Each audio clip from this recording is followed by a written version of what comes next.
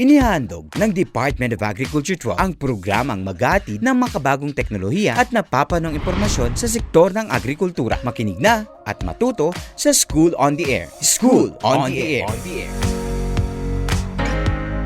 Isang masaganang agrikultura at maunlad na ekonomiya mga ka-agri, kayo ay nakatutok ngayon dito sa School on the Air program na hatid sa inyo ng Department of Agriculture, Regional Field Office 12 sa pangunguna ni OIC Regional Executive Director Dr. Jan Pascual.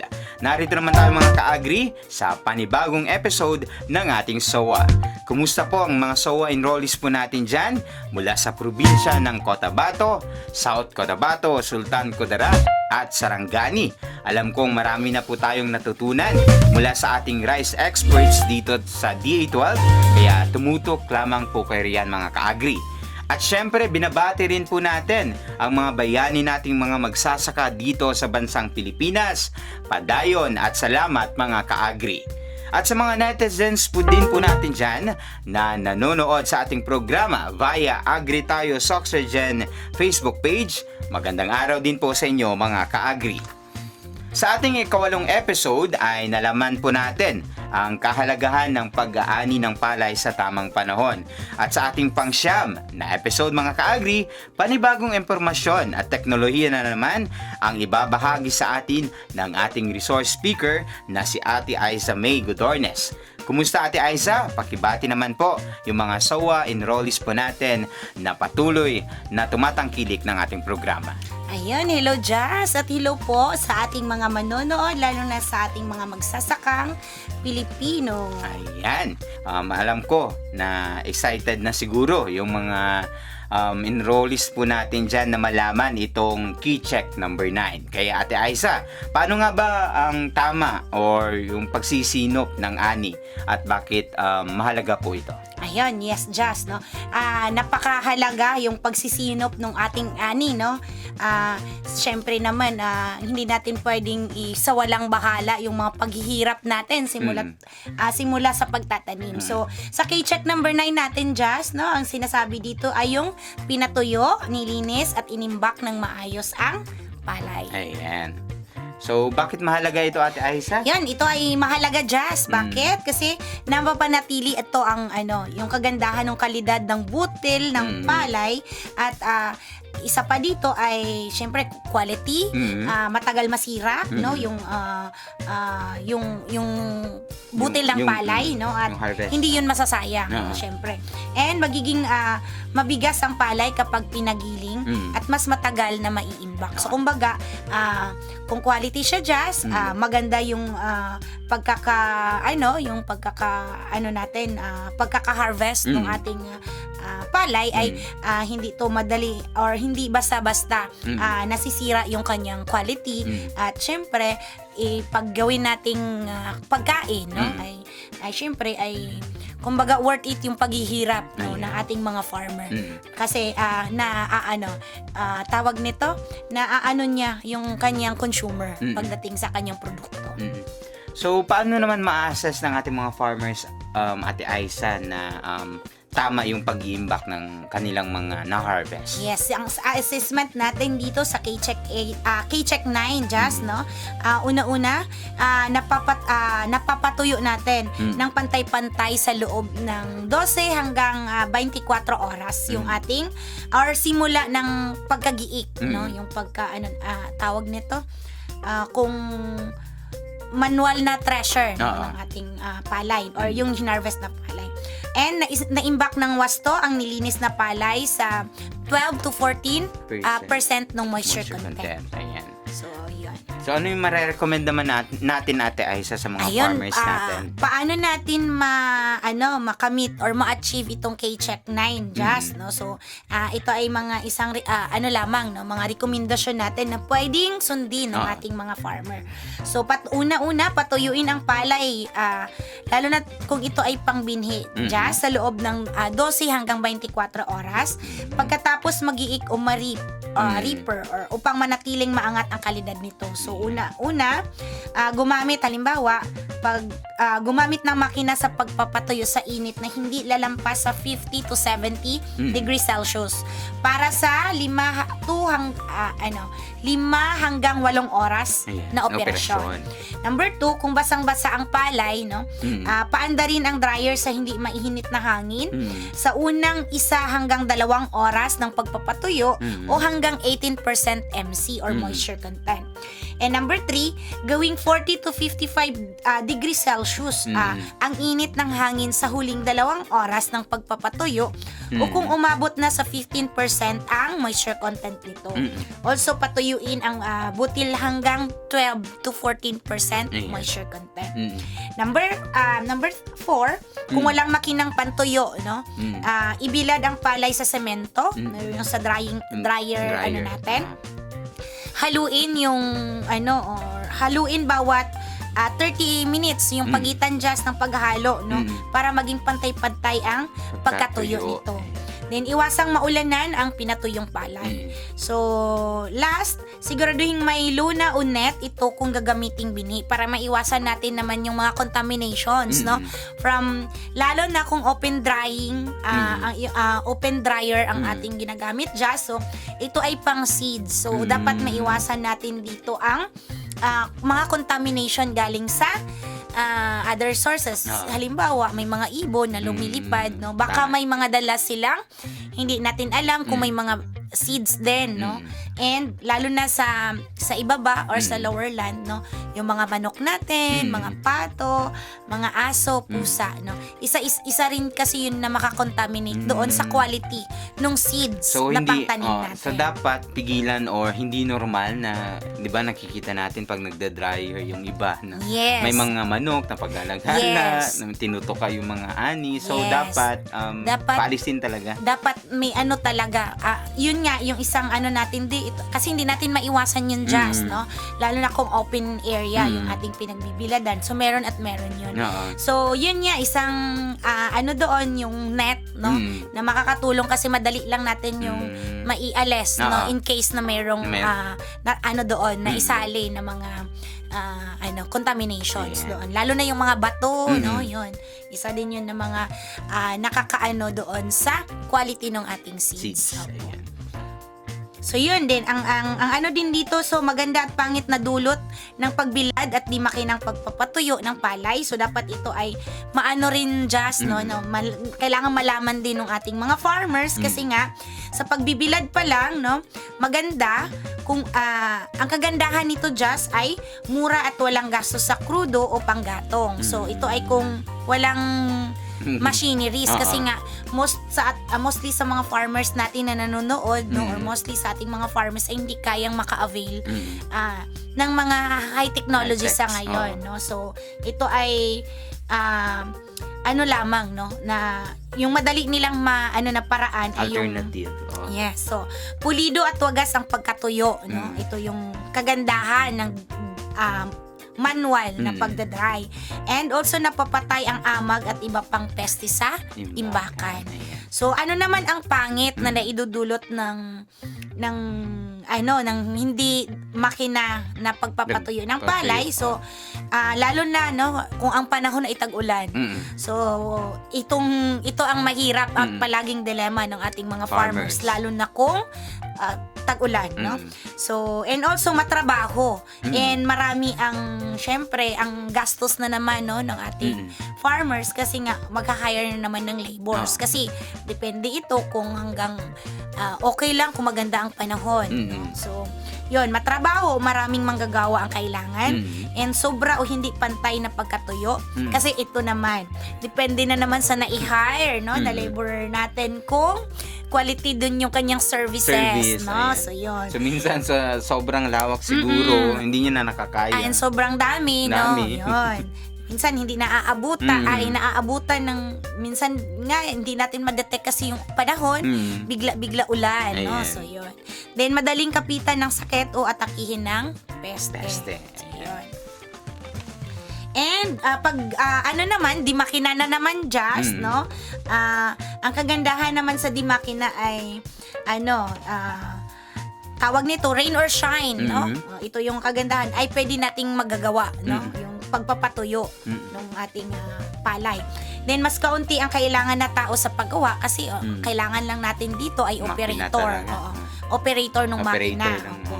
And syempre kontrolado ang init sa pagpapatuyo, no? Kasi nga machine siya. So masiset natin sa tamang temperature. Then mas madali ang operasyon and syempre napapatay ang amag at iba pang pestes sa pag-iimbak, no? Ang ano lang nito, ang disadvantage na naman nito ay syempre gastos, no? Mahal ang gastos kasi nga sa makinarya pa lang kailangan nating magre-rent, no?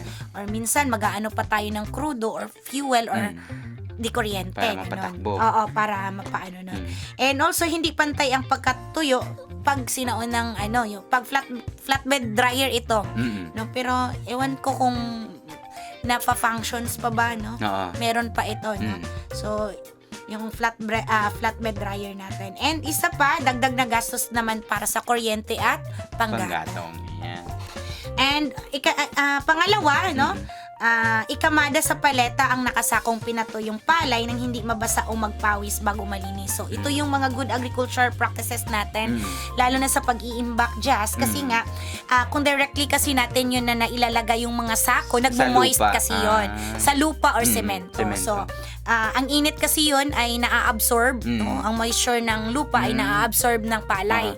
So, kumbaga, magiging na naman yun. Ito na naman yung magiging source ng maging factor na naman. Factor na makasira, no? Doon sa inibak natin na palay. Kasi minsan, hindi mo alam, ay tumubo na pala, no? So, common practices din yan ng mga farmer na minsan din nila nababantayan na nilalagay na lang agad sa lupa nalalagay o sa semento. lupa, sa semento. So, better pala pag may kuan siya. yes, may paleta or hindi naman just kasi hindi lahat naman ng farmer natin ay makaka-afford magbili ng paleta or yung So, pwede namang gagawa ng yung kung ano yung available sa kanilang farm, like mga kahoy na pwede nilang gawing box na patungan nung mga binhing palay na isa-stock nila or pang-konsumo na natin. Kasi bihira lang naman ng farmer natin ang nagsa-stock talaga ng maramihan na kasi pang-consume. mostly ang inaano nila ay pang seeds nila at saka pang-konsumo. So yun. And isa dito gumamit ng malinis na lalagyan o sako na may plastic lining. Kasi ang isa din doon para ma-vacuum seal kasi pag may plastic na nakaano doon. So hindi basta-basta yung moisture sa loob. Hindi ma-affect lalo na yun yung kagandahan ng na may lining at saka isa pa hindi dali mabutas ng weevil na yung insekto naman na nakakasira sa mga butil ng palay na nai-store natin.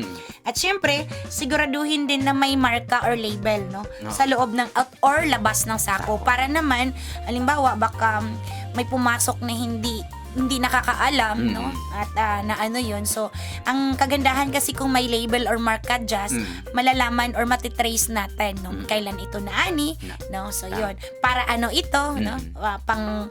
Maano natin kasi kung pwede pang binhi ito or pang konsumo. So, yun yung kagandahan pag may label. Ayan. May label talaga, Jazz. Dapat may label. Yan, para alam natin, no? Kung saan tayo lulugar. Yun. Number 3, linisin ang pinatuyong palay sa loob ng 2 to 3 days. Ayan. And ang nakapaloob dito, alisin ang mga ipa, tulyapis at dayami. Ito naman yung sa cleaning na, no? Ito ay malaga, Just lalo na kung pang seeds yung ating purpose. Para sa pagtanim natin, maiwasan natin later on yung mga contamination sa weeds, no? Yun. And kung gagamitin ng grain cleaner, batayan ang bawat takbot nito nang maiwasan ang tapon. Linisin ang grain cleaner bago gamitin. Ang naman dito, just kasi nga, syempre, kailangan natin ay maset sa tamang yun kasi baka lahat na lang ay inano na ng hangin, no, sa cleaner. Tinapon na. Oo, imbis na yung iba ay may laman pa, ay naidala na, no? Lang naman ang ng isang ng butil grain, ng palay. Oo. And yung isa din naman na bakit kailangang linisan before and after use yung cleaner kasi nga lalo na kung pang seeds just maiwasan natin yung contamination ng other varieties. Kasi baka ibang variety Ibang yung variety. nauna, hindi na ilinis. So kung igagawin po nating seeds yun, ay yun yung magiging ano na naman, unwanted seeds doon no, nahalo sa variety na itatanim mo. natin. Ayan. Yun. Number 4, kung hindi agad ibebenta just no, yung ating mga na-harvest na palay, no? Isalansan ang pinatuyong palay sa malinis na bodega o imbakan na hindi nababasa, dinadaluyan ng hangin at walang mga pesteng insekto o daga. So, dapat malinis ito, no? Kasi nga, ito yung mga favorite ng ating kaibigang daga. No? Mga daga. Yes. Then, huwag pagsamahin. Ang isa din na palagi nating inaano sa ating mga farmers, yung mga good agricultural practices natin, lalo na sa pag-i-store just. Iwasan po talaga natin ang sama. Ayan. Lalo na ng mga abono at chemicals natin. No? Kasi nga, alam naman po natin na yung mga chemicals ay nakakasama po yon. So, pag nailapit kasi yon, lalo na yung para sa pagkain natin, na-absorb kasi yon, no? Yung mga chemicals na nandoon. Lalo na yung fertilizer, no? Kasi grabe maka-absorb ng moisture.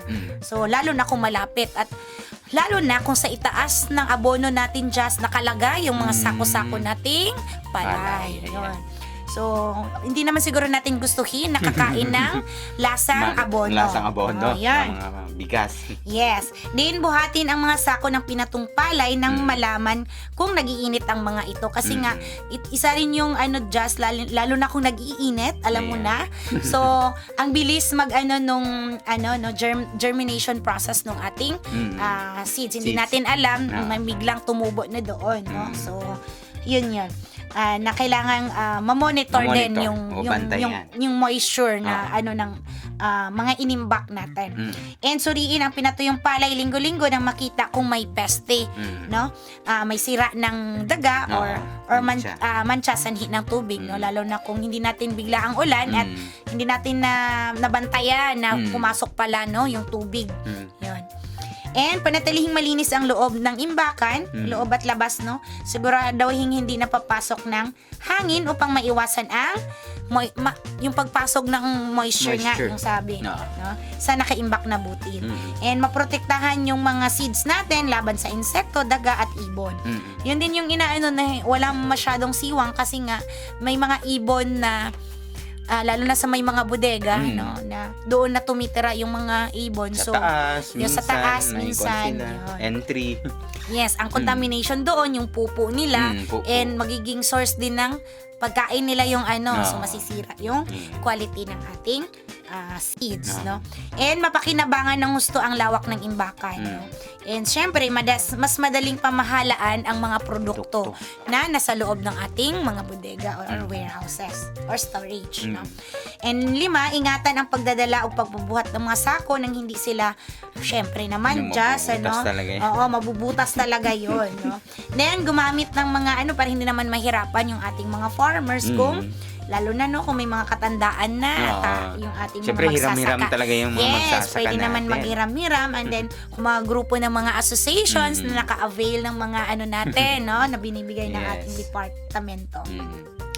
And syempre, planuhin ang pagkakamada ng mga sako ng butil, no. So, ang isa dito na palagi nating tinuturo lalo na sa mga warehouse natin, sa stations, is yung dapat hindi sama-samahin, lalo na yung mga iba-iba ang variety. Kasi para madali nating matrace or lalo na kung hindi tayo ang kukuha, ay kung madali para sa inuutusan natin, no, kung saan pupunta at saan kukuha ng mga inutos natin. So, huwag paghaluin ang mga magkakaibang variety, lalo na yung mga luma na. Kasi always nating tandaan pag nasa bodega, always use kung yung unang gamitin, yung unang ipinasok, no? So, yun. Kumbaga, first in, first out. Then, yun. Salansanin ang mga sinako sa ibabaw ng isang paleta upang upang hindi naman maiwasan naman yung mga pagbagsak, no? Oo. So syempre, proper proper Yung pag-level at saka pag-arrange. Pag-arrange no ng mga sako natin. Mm. Then mag-iwan ng space, no? Mm. Para naman syempre yung araw-araw natin na monitoring, ma-check natin talaga ng maayos, hindi na nahihirapan pa tayo kung paano isiksik yung ano Aakyat natin, pa eh. no? Oo. Baka aakyat, no? Yung ganon. Mm. And then kung pwede lang hanggang 6 to 7 sako lamang, no, ang taas ng kamada upang hindi ito bumagsak at huwag paabutin sa kisame ang taas ng tumpok kasi mataas na naman yung pag nasa malapit sa kisame, isa rin yun na nakakaano ng heat, no, index sa taas. So yun din ang iwasan natin na abutin yung ating filing hanggang sa taas ng kisame. So yun just yung ating dapat tandaan, no, sa K-check number 9. Ayan. At syempre, para mas detalyado at maintindihan natin ang naibahaging impormasyon sa atin ni Ate Aisa, panoorin natin itong video mula sa Philippine Rice Research Institute o PhilRice patungkol sa K-check number 9.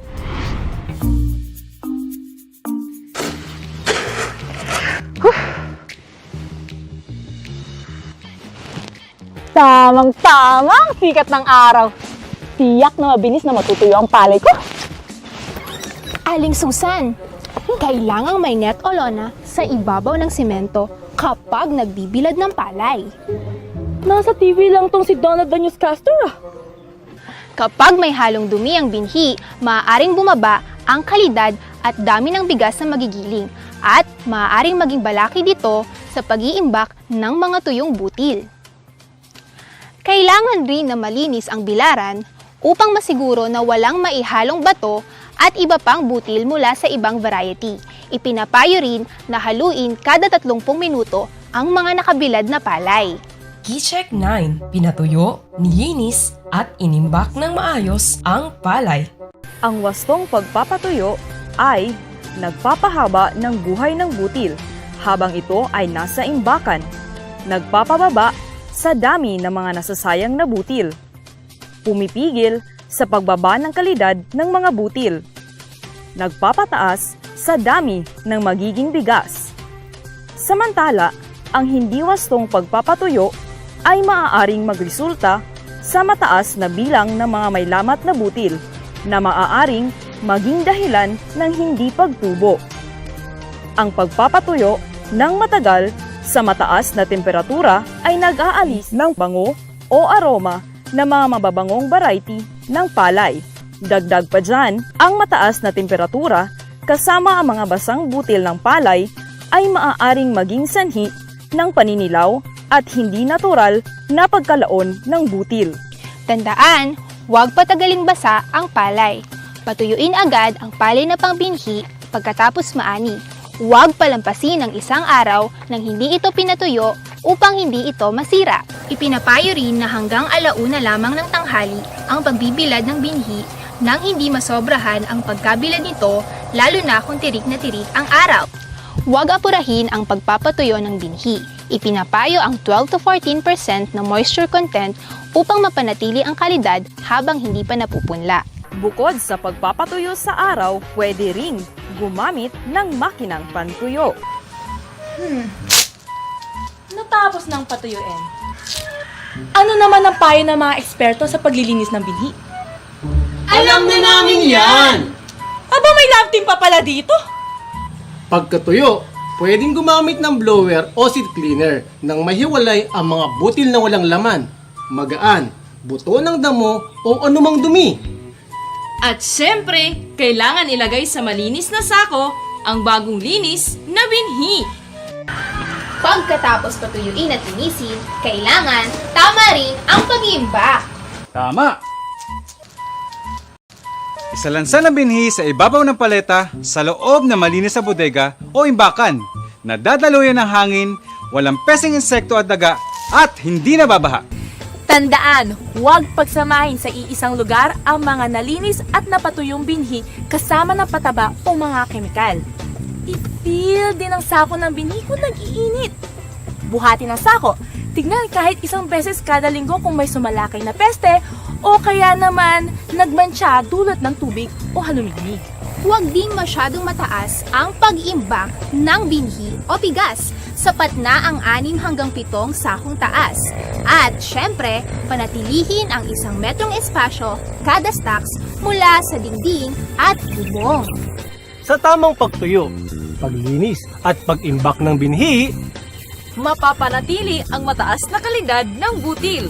At mas tatagal ang buhay o shelf life ng binhi sa imbakan. At syempre, maiiwasan ang aksaya. Sa tamang pagtuyo, paglinis at pag-imbak ng binhi, Mas mataas ang kita At nasisiguro ang supply ng dekalidad na binhi o butil. Keycheck 9. Pinatuyo, nilinis at inimbak ng maayos ang palay.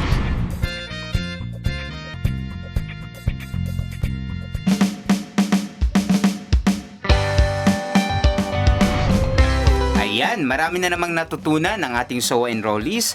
Bago magtapos ang ating programa, Ate Aisa, baka may karagdagang mensahe pa po kayo para sa ating mga magpapalay dito sa Region 12. Ayun, yung para sa ating mga magsasaka no dito sa Region 12, ito ay itong aming topic ni Justin dito no ay makakatulong po talaga ito sa pang-araw-araw ninyo na gawain sa inyong sakahan no.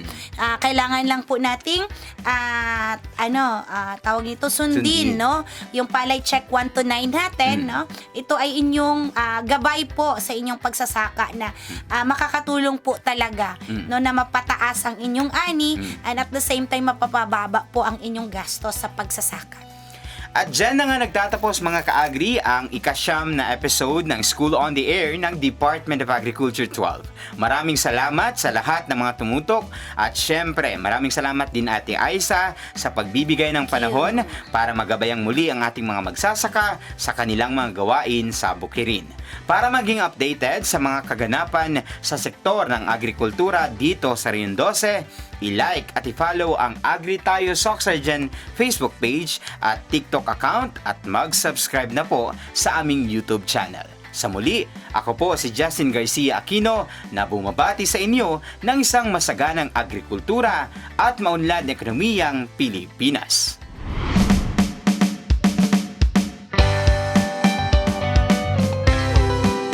Inyong napakinggan ang isang episode ng School on the Air ng Department of Agriculture 12. Hanggang sa muli, mga ka-agri. Ang sarap magtanim, ang sarap ng isda. Pagkat mayaman ang lugar sa palay, mais, kape, goma at saging, gulay, isda.